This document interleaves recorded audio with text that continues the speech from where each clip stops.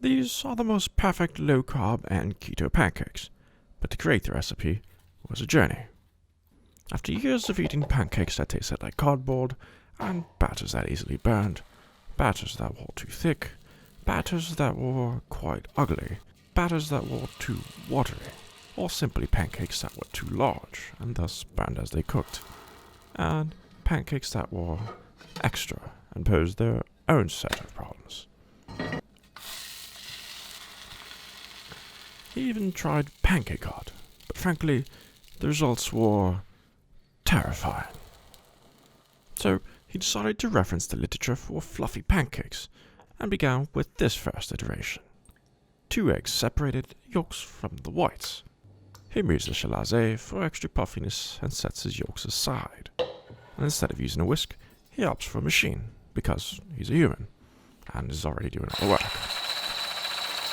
He whisks until they turn into a cloud with soft peaks and then sets them aside, returning the yolks to center stage. To this, he adds cream cheese, heavy cream, salt, and covers it with something from Mad Max.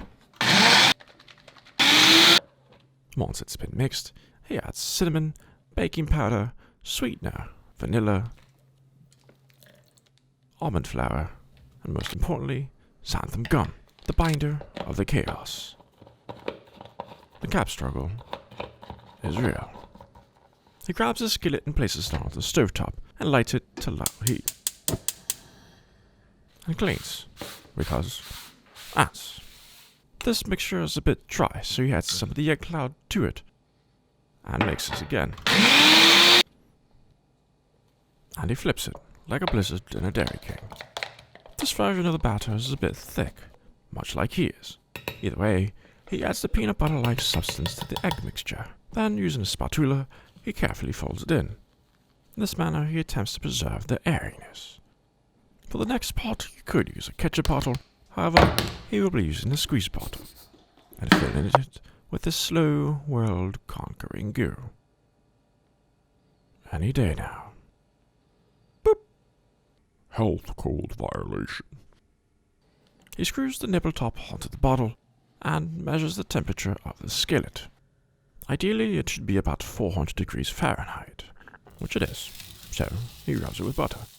He's tried using a spoon, a measuring cup, an ice cream scoop for fairies, and even a bag. But in the end, he found that the squeeze bottle works best for pouring the batter.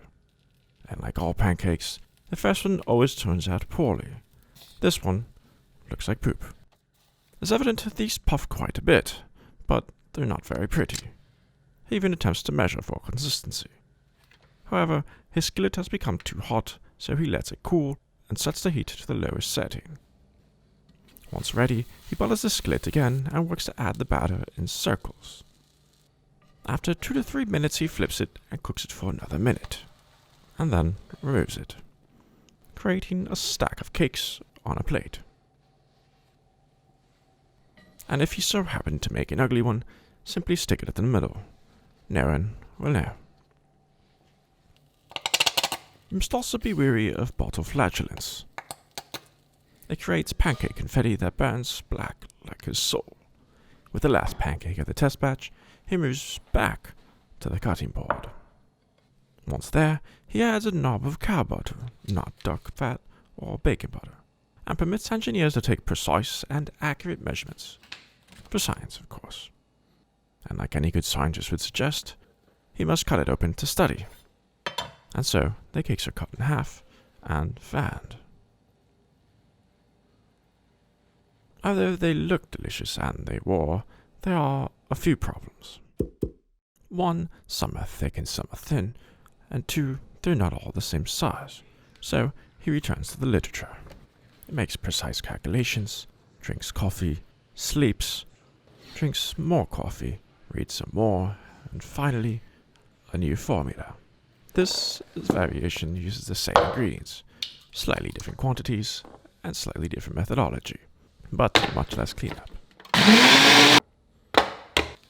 Although these may not be as fluffy, they taste just the same if not better, and are much easier to make.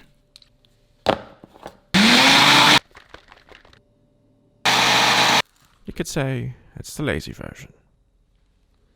flip test successful, it's time to shake and bake. As they begin to stack up on the plate, their circle design is just simply mesmerizing to look at, especially since he butters them in between each one.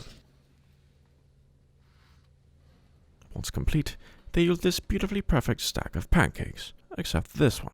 We'll just ignore it because that's what happens when the doorbell rings mid-pour. And to continue this journey of low-carb breakfast, watch this next video on how to cook bacon and eggs. Until next time, eat well.